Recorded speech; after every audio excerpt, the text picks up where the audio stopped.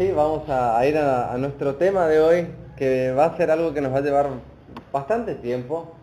Vamos a tomar un libro de base, eh, un libro que, que se llama La Sana Doctrina, ¿sí? Se llama La Sana Doctrina. Es un libro publicado por Nine Marks, o 9 marcas, ¿sí? No tengo acá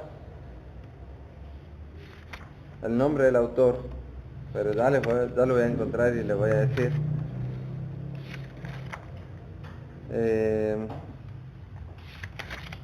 Bueno, no importa, pero después se los voy a pasar, si quieren, ¿sí? Se los paso el nombre. Y principalmente vamos a estar hablando sobre la sana doctrina, porque la sana doctrina no tiene que ver solamente con un ideario o un conjunto de conocimientos doctrinales, ¿sí? Es decir, no es algo meramente intelectual, sino que la sana doctrina tiene que ver, o está implícitamente relacionado, con una vida sana. Cuando hablo de vida sana, estoy hablando con una vida coherente a eso que se profesa. Cuando hablamos de sana doctrina, estamos hablando de alguien que conoce las Escrituras y que es fiel a la palabra de Dios. Por lo tanto, esto es algo sumamente importante. La sana doctrina, acá los tips que vamos a estar tocando a lo largo de fin de este año y próximo año, Dios mediante, son básicamente 8, ¿sí? La sana doctrina sirve para la vida y sirve para la vida de iglesia. En segundo lugar, la sana doctrina sirve para leer y para enseñar la Biblia. Es decir, voy a hacer simplemente algunas menciones y después nos vamos a meter un poquito más en el tema. Es decir, para poder leer correctamente, interpretar correctamente y para poder enseñar correctamente. Para eso es la sana doctrina. En tercer lugar, la sana doctrina sirve para la santidad. No te deja estéril. Lleva frutos de santidad.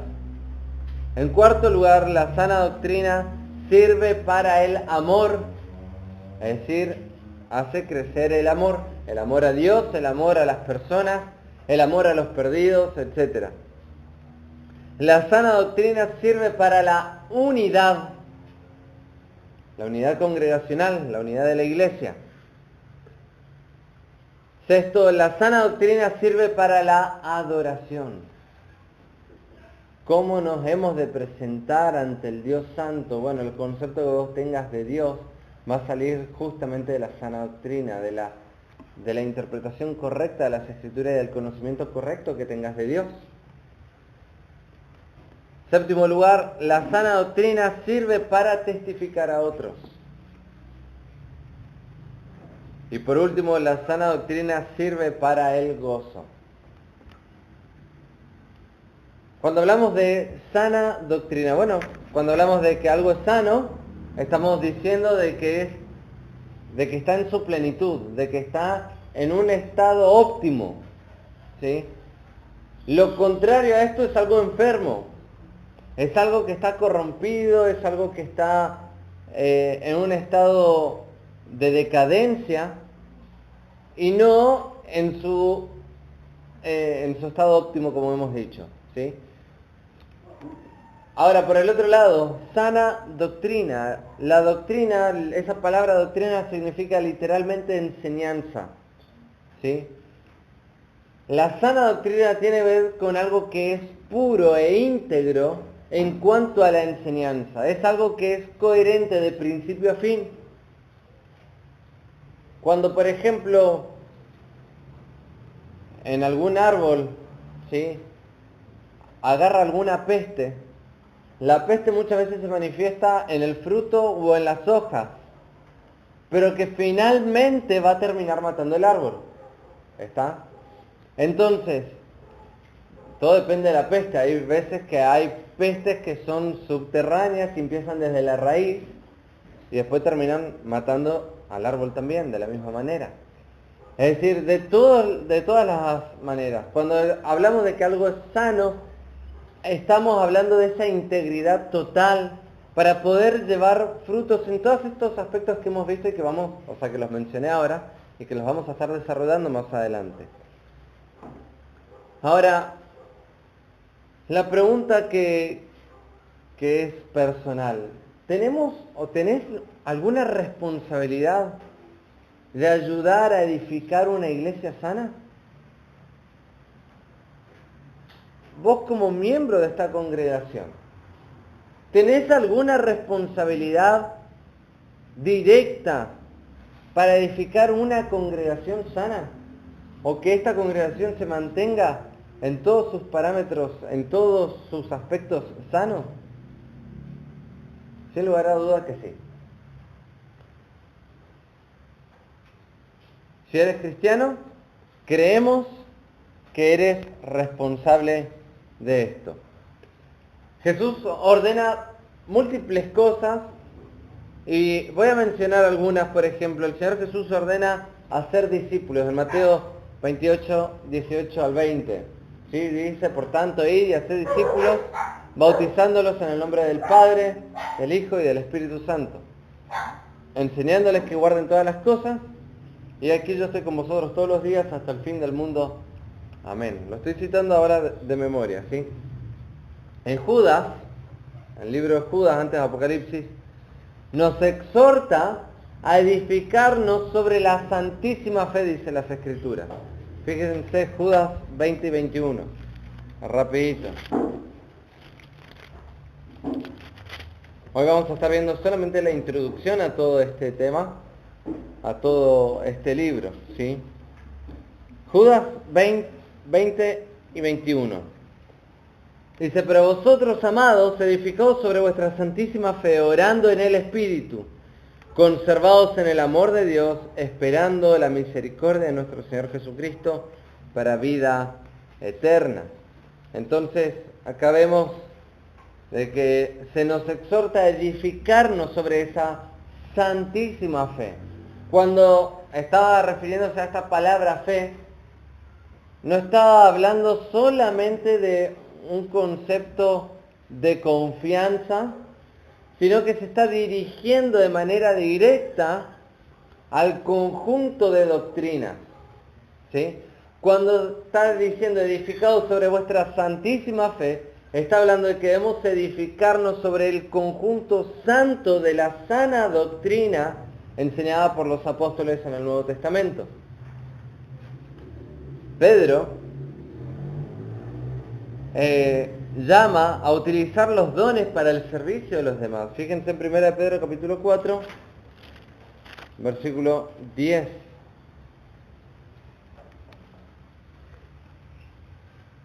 Dice, cada uno, según el don que ha recibido, ministrelos a los otros, como buenos administradores de la multiforme gracia de Dios. Cada uno, y acá habla de la responsabilidad personal de poder hacer uso de sus dones en la congregación, en la iglesia. Pablo te dice que sigas, nos dice que sigamos la verdad en amor. ¿Para qué? Para que la iglesia pueda madurar. Efesios 4:13.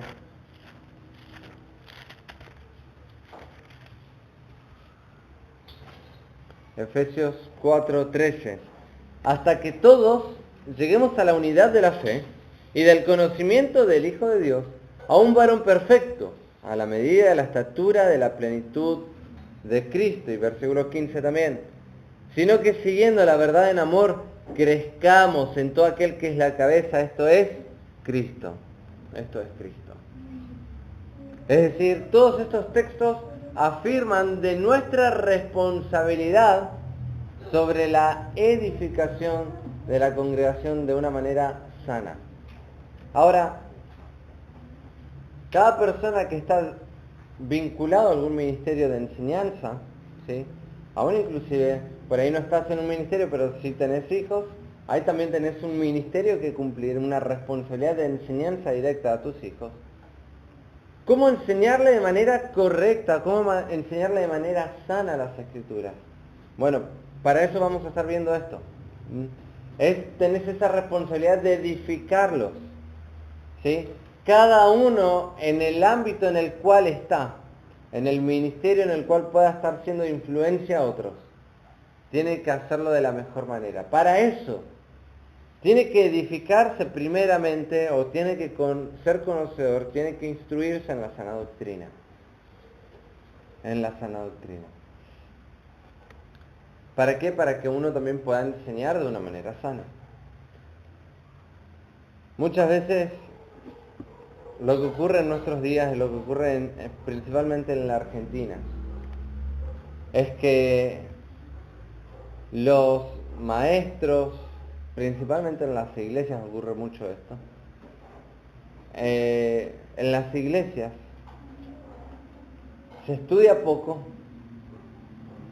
y se guitarrea mucho, en el sentido de que se estudia poco las Escrituras, y de eso poco que se estudia se hace una reunión, entre comillas, de predicación, entre comillas, muy extensa. Es decir, la enseñanza en realidad fue corta, porque fue muy poco lo que se pudo ahondar, ¿sí? Ahora, una persona que se nutre de las Escrituras, en poco tiempo a veces puede dar algo que es mucho más rico y beneficioso que una reunión extensa con pocos argumentos y pocos fundamentos bíblicos, ¿sí? Y de ahí entonces también la importancia que cada uno de nosotros en el ministerio donde estemos, invirtamos el tiempo para poder dar una enseñanza efectiva, una enseñanza precisa, con todo el consejo de Dios. Sabemos de que no es lo mismo enseñarle a los niños que enseñarle a los adolescentes o enseñar a un grupo de mayores o a los matrimonios. En este sentido tiene que ser adaptado el vocabulario, el tiempo, pero el contenido básicamente va a ser el mismo.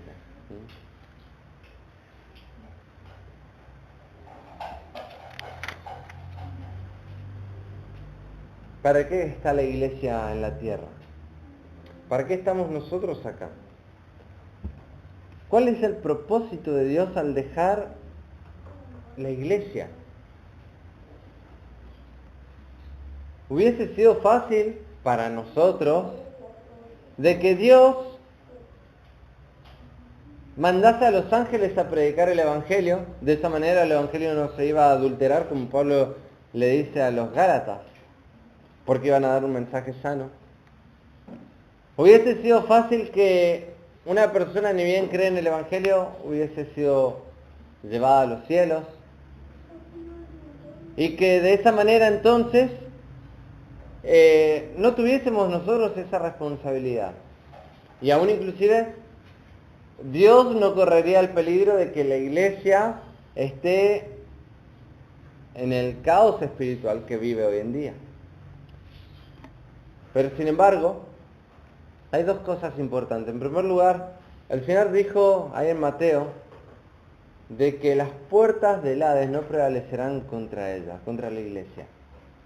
Esto es algo importante, es decir, a pesar de que la iglesia puede llegar a caer en cierto deterioro, ¿sí? Moral principalmente, y como consecuencia de la falsa doctrina o de la mala doctrina, no quita de que Dios en su misericordia siga obrando. Ahora, esto no significa que sea lo que Dios quiera. De allí entonces la importancia de que Dios dejó a la iglesia para predicar el Evangelio, para ser testigos y dar testimonio de lo que Él hizo para salvación. Entonces, en primer lugar, decíamos, ¿para qué Dios dejó la iglesia? Bueno, decíamos este aspecto de que las puertas del Hades no prevalecerán contra la iglesia. El Señor la va a preservar. A lo largo de la historia de la iglesia, es decir, desde el día de Pentecostés en adelante, Dios siempre reservó o preservó un remanente fiel. Un pequeño grupo, aunque hayan sido pocos, de fieles creyentes al Señor, fieles creyentes que amaron la palabra, que guardaron la palabra y que enseñaron la palabra. A pesar de que había un mundo que tenía el nombre de iglesia y que estaba totalmente corrompida y totalmente lejos de la palabra, gracias a este pequeño remanente, Dios ha utilizado para que el verdadero evangelio pueda ser diseminado por todas partes. Nosotros estamos acá como consecuencia de ello. Dios ha utilizado un remanente y fíjense de que normalmente, no digo que siempre, pero normalmente las iglesias sanas, es decir, que se preocupan en enseñar las escrituras, normalmente no son muy numerosas. Normalmente son iglesias más bien pequeñas. Porque como bien lo dice Pablo a Timoteo, le dice que la gente va a tener comezón de oír, porque no quieren escuchar la sana doctrina, porque la sana doctrina va a estar implícitamente relacionado con un cambio de vida. Y el tener comezón de oír, es decir, va a haber maestros que le van a hablar conforme a sus concupiscencias, es decir, conforme a sus propios deseos. Esos maestros no enseñan la palabra, pueden citar textos bíblicos, pueden decir versículos bíblicos, pueden leerlos, pero tergiversando las escrituras, y de esta manera lo que logran es que estas iglesias normalmente son multitudinarias, porque eso es lo que la gente quiere escuchar. Cuando uno le habla del pecado, cuando uno le habla vida de santidad, cuando uno habla de arrepentimiento, no, esas son palabras muy fuertes, eso ofende a las personas, no hay que utilizarlos. Pero si hablamos de prosperidad, si hablamos de sanidad, ahí seguramente se llenaría. Entonces, el Señor nos ha dejado en este mundo. Ha dejado a la iglesia verdadera, la iglesia que escudriña las Escrituras y que enseña las Escrituras y que vive conforme a las Escrituras, con este propósito, mostrar la gloria de Dios en este mundo. Ahora la pregunta es, ¿cómo Dios puede mostrar su gloria en tu vida y en mi vida? Cuando nosotros a veces nos miramos, en vez de que se vea la gloria de Dios, parecería que estamos opacando la gloria de Dios. Pero sin embargo, hay algunas cosas importantes que tenemos que tener en cuenta. Que te hayas arrepentido de tus pecados y hayas creído en Jesucristo como tu Salvador personal y hayas pasado muerte a vida. Ese es el primer aspecto donde mostrás la gloria de Dios, con tu salvación. Cuando uno es salvo, uno manifiesta la gloria de Dios. Porque es para la gloria de Dios. Uno ha sido salvo, uno ha sido redimido para la gloria de Dios. Ahora, en segundo lugar, cuando nosotros empezamos a vivir vidas coherentes a este evangelio, recién hemos cantado vivir de acuerdo al evangelio de Cristo. Es el comienzo de un cambio de verdad. ¿Sí? Es decir, ese cambio logra exteriormente o llega exteriormente a consecuencia de lo que ocurrió interiormente. Cuando hemos creído en el Señor Jesucristo, una serie de patrones se van modificando de nosotros. De hecho, antes estábamos nosotros como gobernadores de nuestra propia vida. Después de ese momento de creer en Jesucristo, ahora el dueño y Señor de nuestra vida es el Señor Jesucristo. Ahora decíamos también de que la iglesia muestra la gloria de Dios, en primer lugar con el Evangelio. Con el Evangelio en nuestras propias vidas como testimonio y con el Evangelio manifestando el testimonio o el Evangelio de salvación a otros. Por ejemplo, tuvimos la gracia este domingo, después de la Santa Cena, como segundo domingo de cada mes, de salir a dar testimonio de nuestra fe. Acá nuestros vecinos que nos rodean. Hemos repartido tratados, hemos repartido invitaciones, hemos hablado con la gente. Ellos lo que están viendo no es un grupo de religiosos. Cuando nosotros le podemos hablar del Evangelio, nosotros le estamos mostrando la gloria de Dios. Fíjense un texto ahí en Corintios, 1 Corintios.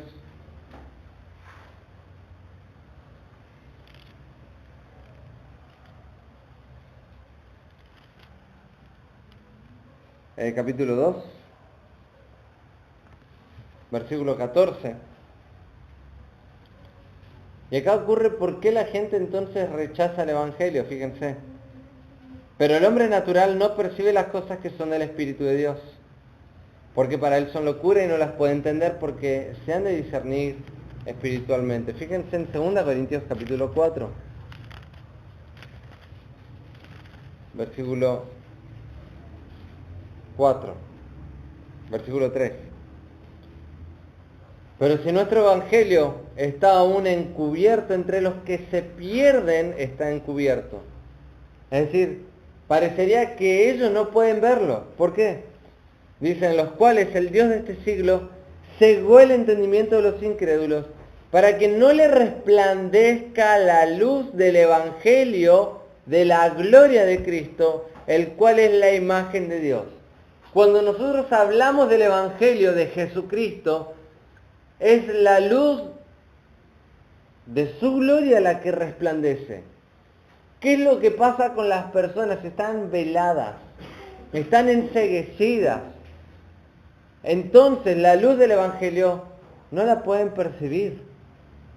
Ahora, no obstante, sigue siendo nuestra responsabilidad el seguir mostrando la gloria de Dios, el seguir testificando, el seguir anunciando las buenas nuevas. Una iglesia centrada en el Evangelio es una iglesia que da la gloria de Dios y muestra la gloria de Dios. Antes yo pensaba personalmente que el Evangelio era solamente el plan de salvación y el principio, digamos, como para incorporarse en la nueva vida, en la vida cristiana. Antes pensaba que era así, y que después el Evangelio ya quedaba a un lado, quedaba atrás y era solamente para compartirlo con otros, y que no tenía nada que ver con mi vida, como creyente. Y era como que fraccionaba en etapas inclusive la vida cristiana. Y sin embargo, tenemos que entender, y esto que quede bien grabado en nuestra mente, que el creyente que no está centrada su vida en el Evangelio, su vida no está centrada en Dios. Porque el Evangelio es la gloria de Dios. Por tanto, cuando nosotros dejamos de observar el Evangelio, y dejamos de mirar el Evangelio, y dejamos de amar el Evangelio, y dejamos de anunciar el Evangelio, estamos perdidos, estamos desenfocados. Hemos perdido el rumbo, es decir, nuestro eje es el Evangelio. Si vamos a hablar de sana doctrina, tenemos que empezar por un sano Evangelio, porque esto marca todo lo demás. Es el territorio, podríamos decirlo, es el terreno de juego, es las líneas que te van a marcar dónde estás parado.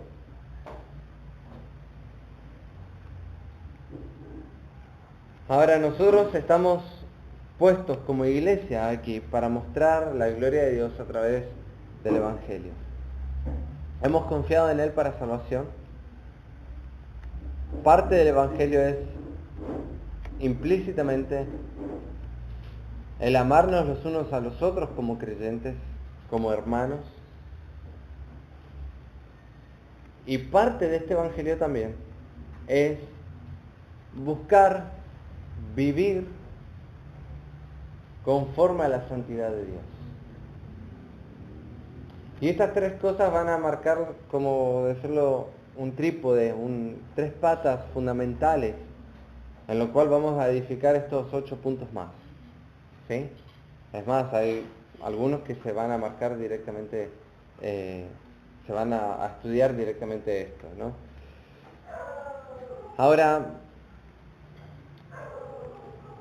a veces ocurre, decía una frase, que tu cabeza crece mucho más rápido que tu corazón.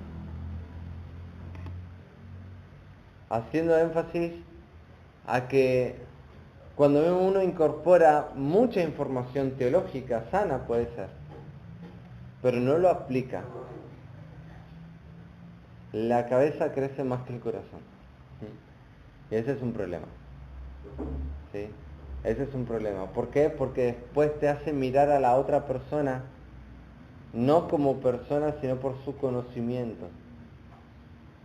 Y entonces uno después termina menospreciando al hermano, porque quizás no pudo tener la oportunidad de prepararse o de conocer o de escudriñar las escrituras.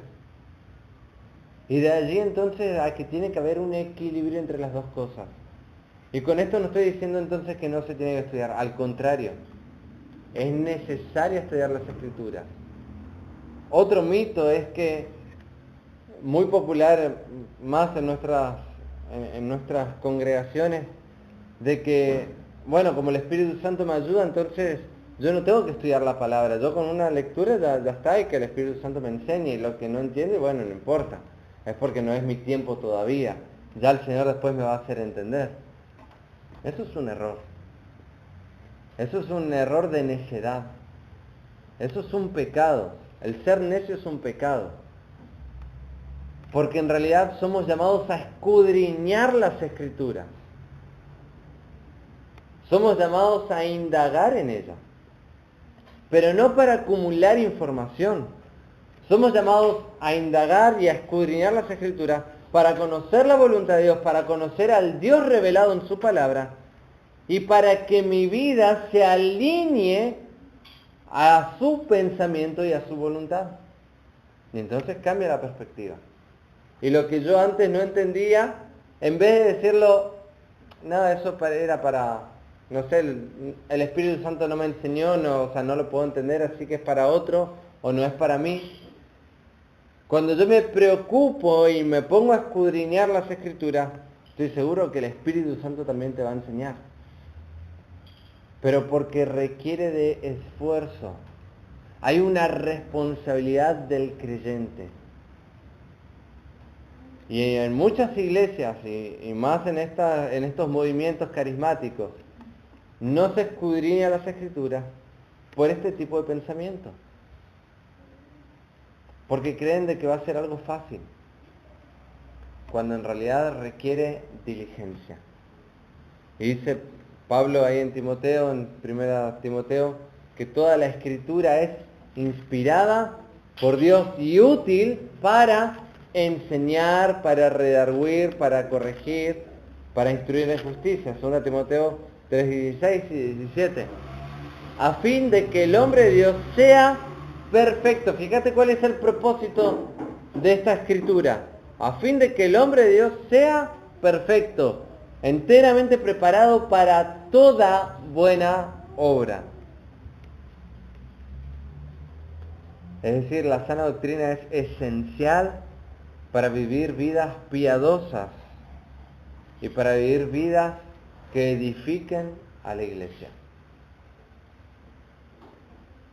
Tenés una responsabilidad de que cada vez que te reúnas, algo podés compartir con algún hermano. Quizás no lo vas a hacer desde el púlpito, pero sí podés hacerlo conversando con el hermano.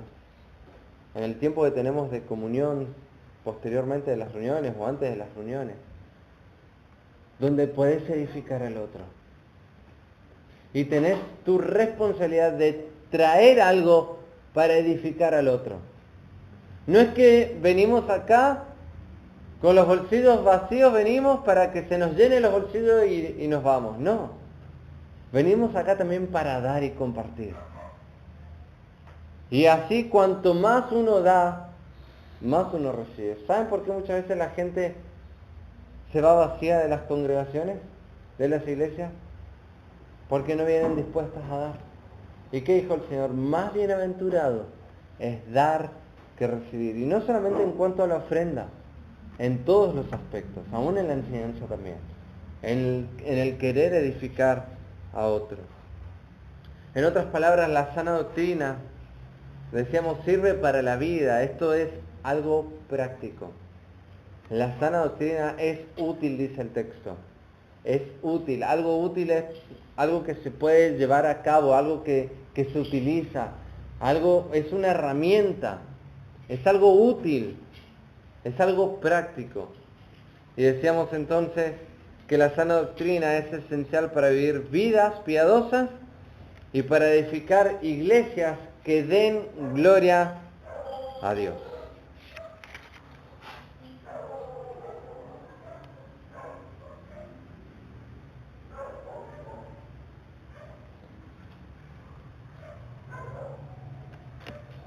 Hay varias cosas más que tengo acá, pero quiero ser más concreto. Alguien había dicho en otra oportunidad de que hablar de sana doctrina es hablar de división. Yo diría lo contrario. Hablar de sana doctrina es ponernos de acuerdo a que la verdad absoluta, inalterable, permanente, inerrante, eterna, es la Escritura. Eso es sana doctrina. Que esta es nuestra base de fe. De que acá está basada nuestra vida. De que acá, en el santo y bendito libro, inspirado por Dios, está todo lo que nosotros necesitamos en cuanto a nuestra razón de fe y práctica.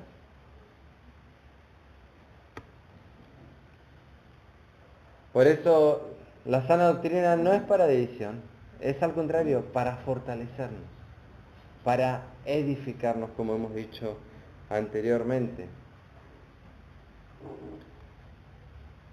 La sana doctrina fomenta no solamente a vivir vidas individuales de manera efectiva para la gloria de Dios, sino también a vivir vidas colectivas, es decir, congregacionales de manera sana.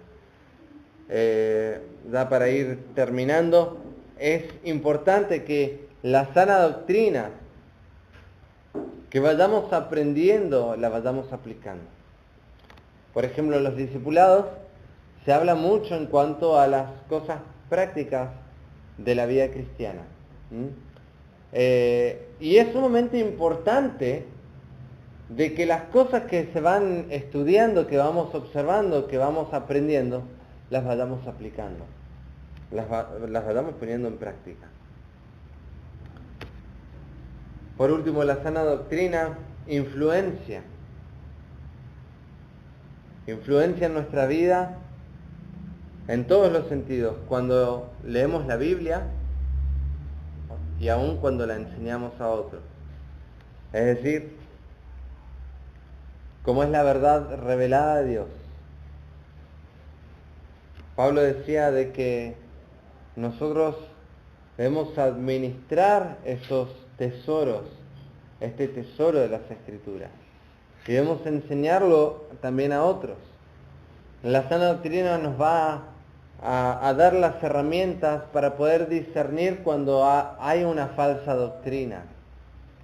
Cuando hay una vida que no se está ajustando a la piedad, la sana doctrina te ayuda a discernir eso. Y decía la última frase del libro, en la introducción, dice, el libro examina 5 frutos en la vida de la iglesia que la sana doctrina nutre y fomenta: la santidad, el amor, la unidad, la adoración y la evangelización. Así que esta va a ser la introducción y quiero y espero que se queden con las ganas de más, porque nuestro próximo punto que vamos a estar viendo, el primer aspecto de la sana doctrina, es que sirve para la vida y es para la vida de iglesia. Y eso lo vamos a estar viendo Dios mediante el próximo miércoles, ¿sí? Vamos a orar y darle gracias al Señor por este tiempo que hemos podido compartir esto. Oramos. Padre, te damos las gracias en esta noche por tu palabra, porque ella es sana en todo su contenido. Ella es perfecta. Y en ella encontramos la vida, hemos encontrado a ti. Tú te has revelado, Señor, a través de tu palabra. Gracias queremos darte porque sin tu palabra nosotros no podríamos haber conocido tu gracia, tu amor, tu justicia y tu santidad satisfecha en la cruz. Gracias, Señor, por Jesucristo, quien dio su vida y quien ha resucitado entre los muertos para darnos vida y esperanza.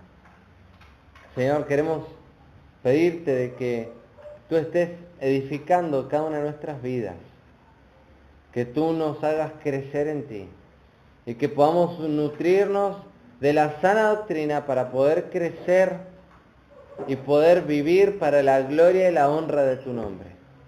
Ayúdanos, Señor, a vivir conforme o coherentemente conforme a tu palabra. Te lo pedimos y te damos muchísimas gracias por esto en el nombre de Cristo Jesús. Amén.